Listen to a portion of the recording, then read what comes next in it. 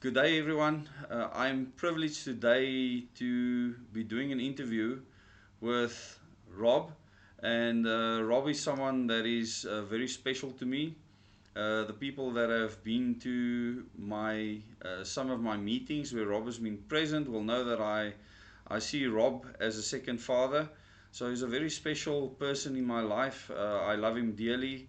He's made a huge difference to our family, and his personality is very unique. And Rob has some very interesting things to talk about in his life.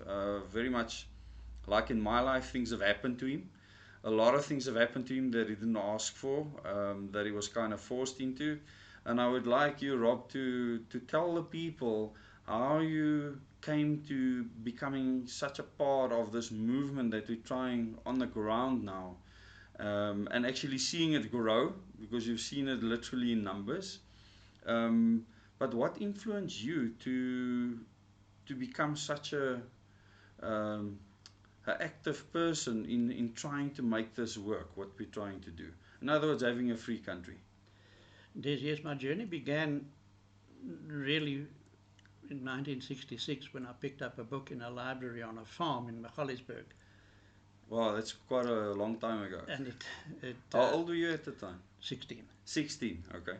Um, uh, I had this particular farm was situated right next door to Pratt's farm, the fellow who shot Hendrik Verwoerd at the showgrounds in Johannesburg. Oh, yes, the first assassination attempt. Yes, And he survived that. with a 2 pistol or revolver, I'm not sure Yeah. which.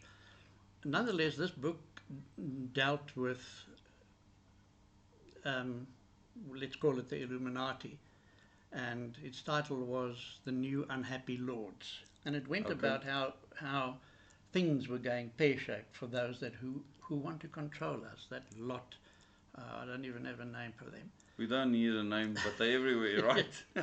So, um, and that was interesting because the owner of the farm that I had visited and where my folks were working at the time had a disagreement with Pratt, Okay. and um, it turned out that this this Pratt was having an affair with his wife, Okay. and when he left this beautiful farm, when he passed away, he stipulated that it should only ever be used as an old age home or something to that effect. Okay. And funnily enough, today it is a settlement for retired folk. Okay. And so that and that was because he was so upset with Pratt that he didn't want Pratt to have access to young ladies, which his wife was at the time. Okay. So Interesting that, history. that was interesting. I visited that old age home a couple of years ago where my sister-in-law stays now. And that piqued my interest. And since then, I've really been on the lookout for more information about the controlling elite and how they go about things. Um, And what year did this start for you? this is 1966. Okay. Yeah, but I mean the actual starting to look into detail back then In already. detail, no, I just had a passing interest Okay. and was able to recognize certain events for what they were, Okay. to read between the lines. And it was always difficult to share those thoughts with your friends and family. Um, Partly because people are so caught up in the day-to-day struggles, they don't really have the emotional time or energy or spare intellect to spend on those, let's call them theories, or what we are beat to death with today, the conspiracy theories. Um, Struggling to exist from day to day it took up most of people's time, so they didn't really have, and it still happens today to a great extent. They didn't really have time to bother with things that they could have no control over, things that they could do nothing about. But it piqued my interest until in 2016, when most people in South Africa were talking about President Trump becoming the president, and I didn't have any feelings for that incident one way or another. I thought, well, maybe Hillary would make a better president because she was more involved in politics and had international experience. But little did I know that that lady would probably have been a disaster for the world had she become president. Well, it's probably going back there now with Biden in, but it doesn't really mean that I am an avid Trump supporter. Although I seem to be changing back now to think that he had the best interests of America in mind. But I can't believe that he was so naive that he thought that he could make a difference. Because as you well know, presidents in America have no authority whatsoever. Nothing. They're like a front desk clerk in a hotel. Yes. They sometimes rubber stamp things, and that's a very good description, actually. So he thought perhaps, and that was foolish of him because he's been rubbing shoulders with the elite forever. Yeah. His family had CIA connections. Well. He himself rubbed shoulders with the worst of the worst. Including Hillary and the Clintons, so, very much so. And other names, Epstein and Eckstein and Frankenstein and whatever. The whole shebang. So I then became really aware of YouTube in 2016, and I became someone that dove into it from time to time. And I realized that the book I read by A.K. Chesterton back in 1966 was playing out right in front of my eyes. And since then I've been spending an inordinate amount of time searching for the truth. Coming across citizen journalists where today you can get more accurate information than the mainstream media. Mainstream media is so palpably corrupt that I can't actually wrap my head around how they allow themselves to be manipulated like that. There doesn't seem to be a single soul that is prepared to stand up and say this far and no further. But well, they will lose their job. They will lose their job. There have been a few. They're walking around hiding under hats and scarves and things to stay alive, yes. Absolutely. I worked for an American company once, and I took over from the managing director here. And somebody that I looked up to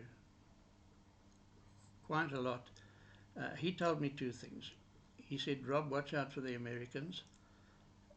And he also said, Rob, remember one thing, honor before bread. And that is something that I think I believe in. I doubt whether I've sold my soul for money. Quite the opposite, in fact. I live a very stoic lifestyle. Yeah, I can testify to that. So my family call me a hermit. I don't like people. I tolerate people to a lesser extent, and I think I tolerate you and your family to the point that I actually love you as well. But it's a process. It's a learning process for me. We are now in a situation where the controlling elite, having created this social media and all the various platforms, are firmly behind it. However, I believe it's biting them in the bum on account that they can't really control it. There is so much real information getting out there, and they must be pulling their hair out by now in order to control the information that we receive. And I can see that getting worse and worse. So that process is on the go now. Very much so. But I'm not altogether sure that they're going to succeed at that in the end. Without shutting the internet down, I suppose. Yeah, they could try that, but they were shooting themselves in the foot, in my opinion. They need the internet as much as we do. Yeah. For their propaganda. Absolutely. And I believe that enough people are going to wake up soon to be able to counter whatever this lot throws at us.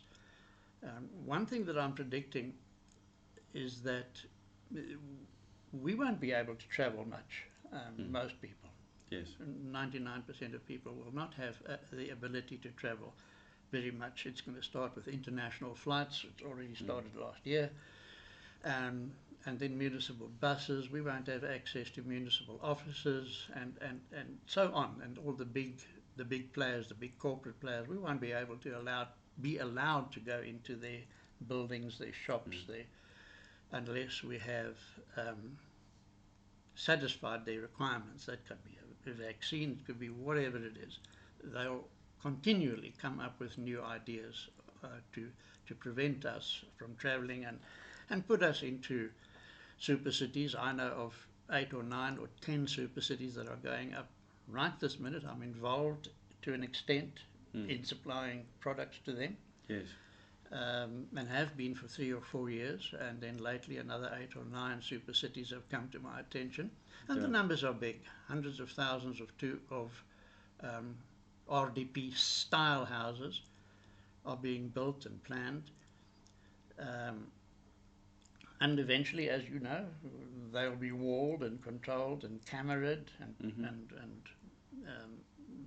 there they will supply us with bread and circus, and we are less of a problem to them. Maybe you can explain the bread and circus concept. Yes, it's a Roman. I believe it's what the Roman. Well, you know, we really got to understand that the Ashkenazi Jews, and I'm sorry, Jews out there, if I'm upsetting you, I got converted myself to Orthodox Judaism, but the right kind of Jews. I want you to understand that. Who don't believe in a country called Israel. They believe that the Jewish people were chosen not to receive benefits, but to go out into the world and usher in the brotherhood of man, and to abide by the laws of the country in which they choose to settle. That was what they were chosen for, and it was a path of hell, not something to be striven for. It was really a hard task, and this faction of Orthodox Jews are still soldiering on today. They don't believe in war, they don't believe in violence or death or anything like that. They're very passive. I suppose next to the Jain religion, probably the next most passive people I've come across. They were showered with love, such as I had not experienced in my life theretofore. So to move away from that now, the Ashkenazi Jews certainly controlled Rome, and Rome already started back in those days to control their subjects. I don't want to even mention the word citizen. And their concept was to provide bread and circus to their subjects, and that would keep them happy and preoccupied, and so the politicians, if you want to call it that, could carry on with their work. And this is more or less where the Roman Catholic Church came from, that control. Very much so. Roman Catholic Church was started by came out of Rome, and Rome was totally controlled by the Ashkenazi and built up by the Ashkenazi Jews. I don't have anything against people who were born into the Ashkenazi Jewish bloodline. Many of the Ashkenazi Jewish bloodline people support our cause and what we do. Very much so. It's important to make that clear. Very much so. I adopted an Ashkenazi Jew when she was 1 day old, and it's been the biggest, cleverest, smartest thing I've ever done. Beautiful daughter I have is 27 years old now. And if I learned to love anybody first, it was her. So the bread really means, in the jargon of the day, the bread means food. They will supply us with utilities, food, drink and sustenance, and entertainment, circus. Yes. Today, in those days, it was gladiators and whatever. Lions and what? Lions and staged pornography and whatever it was in those days. Today it's the internet. few years ago it was Hollywood. Hollywood is properly dying now. I think it'll die Mm. out in favor of Netflix and Showmax and other. But not to think that Netflix and Showmax are the good guys, not at No. all. They're putting even more propaganda out than Hollywood can ever dream of. But Hollywood really shot itself in the foot. They may have been helped along because many people now can't look at a famous actor or actress now without a feeling of revulsion. Mm. Much of the information that comes out about the behavior of that um, The industry, yeah. that lot. Yeah. Um, uh, It yeah, just sits wrong with people. yeah, I saw an article yesterday, last night in fact, just the headline of the article that the Oscars are dead yes. because people actually aren't interested in watching it anymore. It's a joke. Yeah. I watched Ricky Gervais uh, do the hosting, if you want to call it that, of the Golden Globes last year, and he kind of hit the nail on the head every time. He's brilliant in the way that he exposed them, but it really just confirmed to us viewers from a distance what we already suspected about the behavior of many actors and actresses, and not to mention Harvey Weinstein and so on and so forth. Mm. Um, so the utilities that we are being supplied with today can be categorized as bread and circus. The internet, YouTube, MyTube, YourTube, whatever. And people use it for their sanity, isn't it? Very much so. Yeah. There is Something to keep you sane, as I always absolutely, say. yes. Something you can dive into in the last hour before your head hits the pillow. But that is biting them in the bum now because they don't have the control over it that they thought they would have when these things were developed. Well, they couldn't know ahead of time. It's happening the way it's happening, and they have to deal with it accordingly as we Very go much along. so. Yeah. Very much so. So I like the idea that you often mention is that you're using their own tools against them, Yes. their own systems against them. Yeah. The YouTube that they gave us, the Facebook, the blog, whatever it is. Yeah, and you don't jump off those because they deliberately put Absolutely. those narratives out there to try and get you off it because they know how effective it is. Absolutely. Like So, WhatsApp, the whole WhatsApp story too. absolutely. Yeah. Couldn't agree more with you. So people flocking to the various other platforms in the hope that they are not. Where there's more control, in fact. It's even worse. Yeah. Quite right. So I am aware of one or two other channels that have sprung up by people that seem to be, on the face of it, doing the right thing. But I question as to how long they could last without themselves being captured or turned or whatever you want to call it. So bread and circus is now, we're calling it utilities, and that's the food and the housing and entertainment that we are given. Access to municipal utilities, electricity, water, roads, street lights, electricity, whatever it is. And what I liked about when I came across your platform, your YouTube, and you yourself, I was introduced to you by a niece of mine from Cape Town who happens to be a petty officer in the Navy. That is a huge, interesting story, how we got to meet up after many years of not even knowing each other's existence. And when your endeavors were pointed out to me, I was right for that type of movement that you were putting together with your wife. I had been searching for ways up until then on how to facilitate better government. I came up with the concept of administration by professionals, but I didn't have a clue as to how to go about it. And when I came across your and Ohm's and Lauren's movement and the intellect and the thought and the careful planning that went into that, it wasn't difficult for me to become an ardent supporter of you. It's been my good fortune. Well, it's a plan, basically. and a very good one at that. Yeah. So I shared this information with my son and my Ashkenazi Jewish daughter, who I love very much, and they both took to it very well.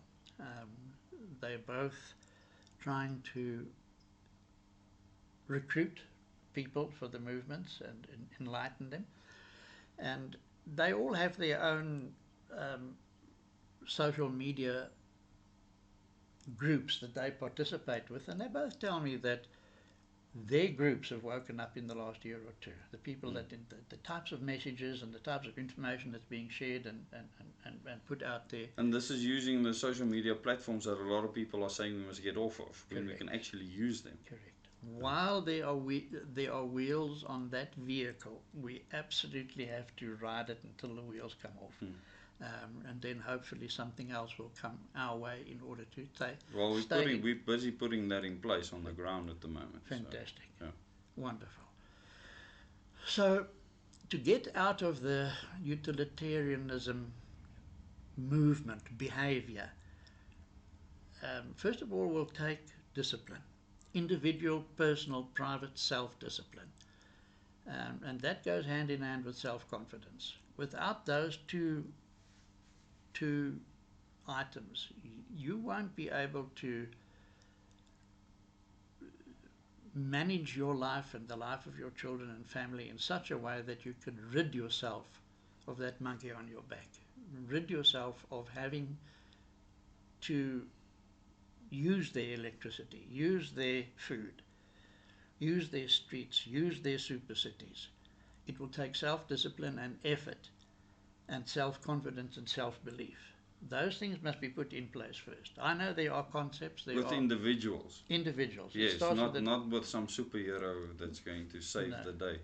No superhero will ever come along. What I liked about your teachings is the very idea that people need to step up to the plate personally. If they live alone, then do it alone. If they have the luxury of a family, let it spread out to the wife and the children, and teach them this behavior, this life-changing behavior that is absolutely necessary, without which we will not win this battle. Absolutely. No and I think that's the key. Absolutely. Yeah. But I do see this happening more and more, and I do see the controlling elite, for the want of a better word, continually now having to shoot themselves in the foot by behaving more and more bizarrely in order to control us, because we are now pushing back. Yeah. There's no question about Worldwide. it. Worldwide. And you said in 2016 you saw something or felt something. Yes, I've never considered myself to be anything unusual or special or sensitive or anything. Quite the opposite, in fact. But I can remember it like very vividly. I walked outside. It was a lovely morning. It was November 2016. I walked outside and I felt as though I'd walked into a wall of something, an invisible something. It was like a sense of impending doom. It was like thick in the air. I have no way to explain it other than that language that I've just used. I don't know. It was palpable. I felt it. If I remember correctly, I immediately phoned Gene and I said, "What the hell's going on? Have you felt something?" Gene is your son, yeah. Gene is my son. Have you felt something? I don't know what it is. I don't know if I'm. At one stage, I thought maybe the information that I've been gathering over the years is starting to settle in my mind in such a way that I've accepted it as truth, as sort of an awakening, personal. Or is there a worldwide raising of consciousness that some people can actually feel? And I started reaching out to many people all over the world.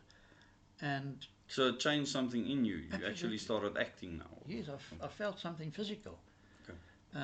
And it caused me to start reaching out. And to my considerable surprise, just about on every platform I went onto where I would put a post on a YouTube channel or whatever it was, many people within that group said exactly the same thing. Many said, 2016, Rob, it happened to us. I don't know what it is.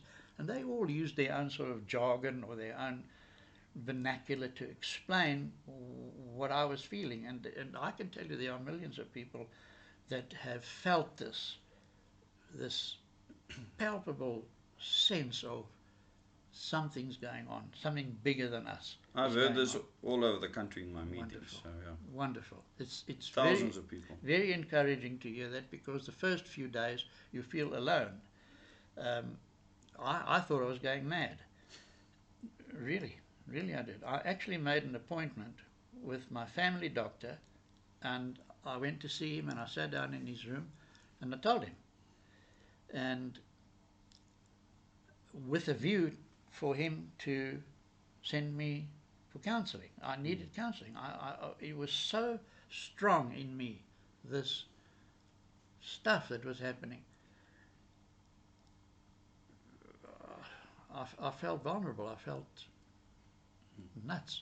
Anyhow, the end result is he told me, there's nothing wrong with you. You're fine. You're fine.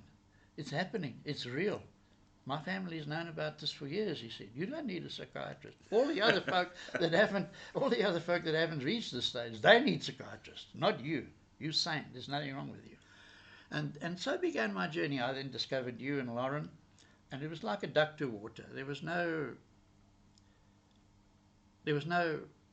second guessing. There was no hesitation. And I felt I wanted to do something. I couldn't do much. I didn't have the intellect or the knowledge or the information that you and Lauren have. But I felt there is something I can do.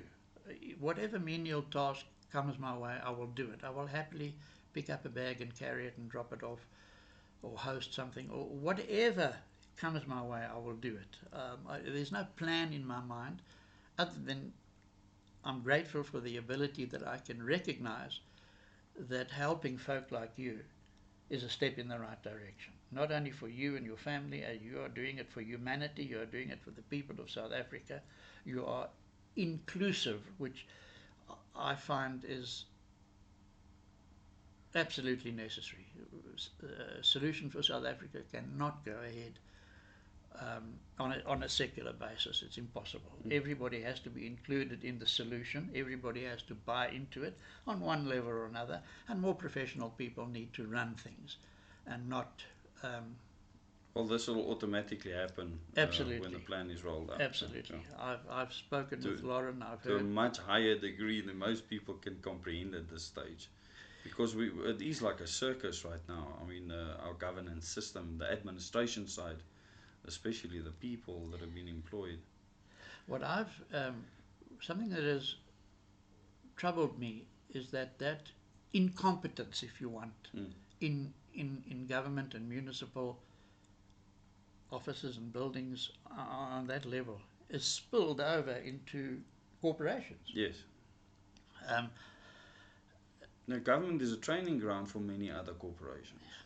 Very much so a lot of these people get their degrees there and then they leave the governance service and then they enter other corporations and they take that bad, sick culture with them. And it's a real problem. And that's why in this movement it's vital to me, with what I am doing and with what Lauren is doing, that we make sure that we don't contaminate, because contamination creates huge problems. Because contamination only takes a small little bit of something to spread throughout the entire dam of water. So one has to be careful. Yeah, I like that. The way that you just described it. There's no doubt that big corporations now and have bought into this behavior, which is destructive. It's not constructive. And one of the ways that you and I and everybody else could to win back our freedom is really the hard work. You don't have to be a rocket scientist. You have to learn to grow your own vegetables. You have to make yourself water efficient, self-reliant,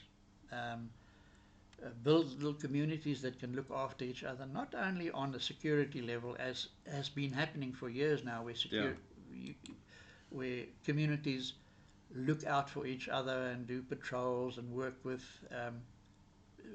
police and security companies and to safeguard their own physical safety, but it needs to spread out now to food comfort, to food safety, to water safety, emotional, intellectual, spiritual. Those things need to be incorporated. You can't move along without having some sort of a self-reliant spiritual attitude, where you're not waiting for the Savior to come and fix things.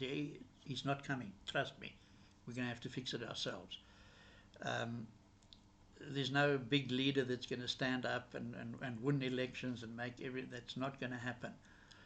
These people are going to come out of Ohm's movement. They're going to be trained properly on an ongoing basis. That really is the only way. And when I realized what you and Lauren were doing to move in that direction, it was an easy decision to make, to help where I could. Whatever it was I could do that I had in my capacity, I would happily do. That will bring about freedom. It will bring about freedom. If you take freedom to the nth degree, and you are strong-willed enough, self-reliant enough in terms of spirituality, intellectual ability, you can be free in a dungeon. You can be alone in a dark dungeon and be free. Absolutely. Yes. Provided you have the self-discipline. Yes. The ability to discipline yourself, the ability to know you can do anything, but you choose not to do anything. Yes. You choose only the right things. Yeah.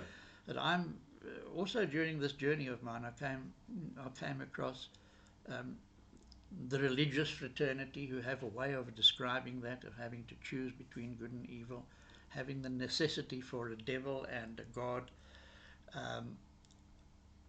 for us to survive and for us to carry on living. That was interesting to me, and then I came across psychiatrists who were saying exactly the same thing. For psychiatric health or mental health, the human condition needs to have the ability or the opportunity to choose all the time. It's almost like sharpening the blade of a knife. You need that friction all the time in order to keep you sharp. You need to be, otherwise, as you put it earlier, humanity will be dammed up. Damned. I came across very powerful word, actually. Very much so. And as an aside, it's interesting, an interesting topic to follow if someone is interested in words and English language and any language, to see the root cause of a word, to see where a word comes from, like damned, and there's many others, and see how cleverly those words have been used to manipulate us. Yes. And especially in many of the churches. I mean, me growing up, I mean, the fear being put into people. When damned is a very simple concept. Yes. It is what it is. It is what it is. It's you are damned. There's no inflow, no outflow. Absolutely. Yes. You're stagnant, in other words. Yes. And everything will froth eventually. That's not a joke. Yeah. So there needs to be a flow. Yeah. And there needs to be no damnation. So psychologists acknowledge that for mental health in individuals and communities and countries and the world and humanity, there needs to be the friction. You can't exist. The Chinese call it yin and yang, if I'm not mistaken. Biologists are now recognizing it. Their way of describing it is that humanity is moving from a state of instinctive behavior to a state of conscious behavior. Yes. And that's called awakening or whatever it is. That movement to conscious behavior might equate to freedom in the end. It might be where we no longer, as humanity, we may not need to continually have to choose between right and wrong. It might be paradise or nirvana or whatever it's called. That might be what the biologists are talking about. But it's interesting to see that they're all on the same page, but they have their own jargon to describe a common phenomenon. And that was interesting for me. To take utilitarianism a bit further, it's essential that we start supporting local business. On some occasions it might be a little more expensive. Some occasions it might be a little cheaper. But there's no industry that big corporations control and run and manage and start that is not being done by the man down the street from you. Small family business, yeah, everything that you can get from big corporations, you can get from little corporations, Absolutely. little family That's how it businesses. started, isn't it? Very much so, very much so. My own business started like that in a garage. That is such a, I mean, everybody's small business started in a garage. My business has been keeping me in food on the table and a roof over my head and my family for 30 years. And that story is repeated all over, be it food, be it vegetables. People need to start buying into that and changing their lifestyle so that they start supporting the local farmer with pumpkins or carrots or tomatoes and whatever it is. Building, construction, electronics. Anything. That is vital. We won't get anywhere. We won't have freedom until we change that paradigm. Start buying locally. That has to start first. Absolutely. Before we deserve freedom. Absolutely. That's the way I look at it. There's no question. You don't deserve a new government if you don't change your behavior. No. The government we have currently is because of our behavior. Absolutely. It is absolutely our fault. And I tell people in the meetings this, and obviously a lot of people might not want to hear that, but the people that do come to my meetings, they have no problem with that concept, and most of them are willing to change their lives. Yes. What I also like about what you and Lauren are doing, and is you're teaching people how to do this. Because many people want to, but they don't know how. They don't know what to do.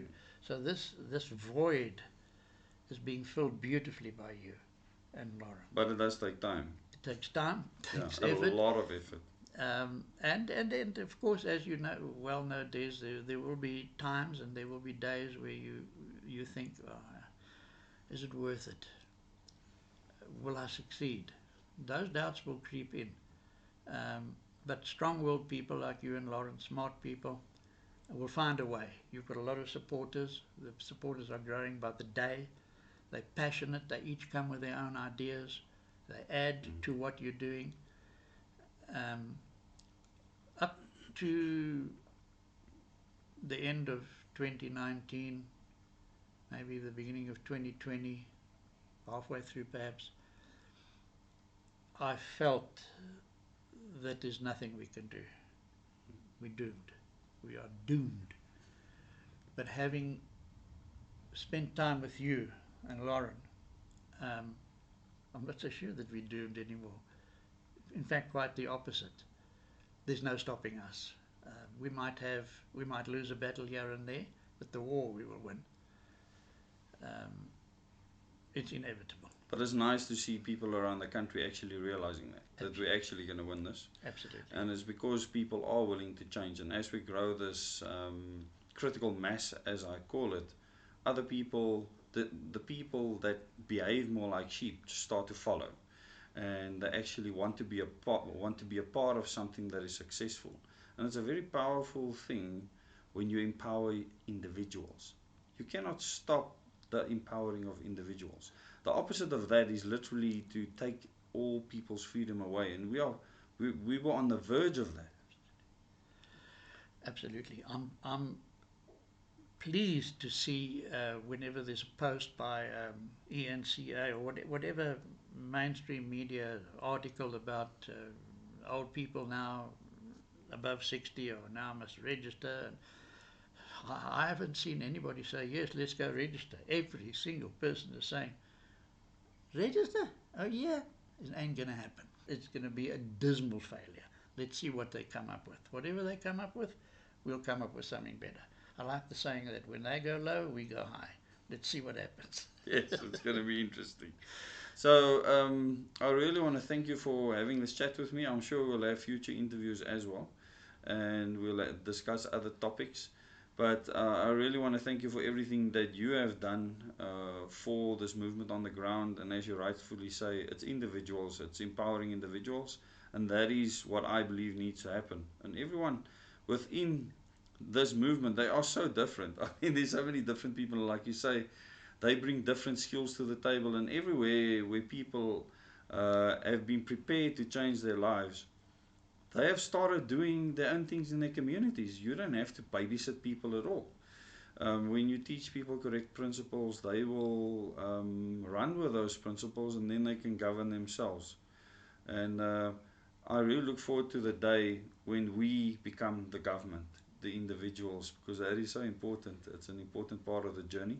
It's the only way to get the elite and the people that want to control our lives and say that they want to save us from suffering and all the rest. It's the only way where they will lose their control, because you will be in control. They cannot force you to do anything. We allow it to happen. And this is why we need to take the drastic action in our individual lives that we need to. And as Rob said, become self-reliant. And it takes action, it takes time, it takes effort, and it doesn't have to happen overnight. But if we start with small steps, it'll make the difference. Are there any last things that you would like to say to the people of South Africa? Frostbait, take it one step at a time, one day at a time. Don't let self-doubt creep in. Cultivate self-confidence, self-reliance. We will get there. I don't know the exact path that Des and Lauren's journey will take us on to get to, let's call it the North Pole. We're certainly not going south. We will get there. I can't give you a date. Well, neither can we. We don't know if we're going to have to go via China or via Canada. The North Pole we will get to. Keep doing what you're doing now. We're going to win. Thank you so much for having this interview with me. It was really special. I'm sure it's the first of many. There's many other topics that I think we need to discuss in future. You know, you always call yourself someone that is not an intellectual, that don't know much, but I've learned much from you. And that's something I need. I don't often get to learn from people. I don't often get enough time to spend with people to learn, because I love learning from other people and their experiences, and you've certainly taught me a lot, and I want to thank you for that. So thank you very much for watching this video, and please share this with your friends and family. And if you have not subscribed yet to Double O Des, please subscribe and click that bell icon so you can get notifications for new videos. And all the people that are part of this effort on the ground, thank you very much for everything that you do. It is ongoing, it is going to take time, but time is actually what we have. It's all we have to make this happen. And in your lifetime, you need to put in the effort to ensure that you've done your part to be free. Thank you very much. Till the next video.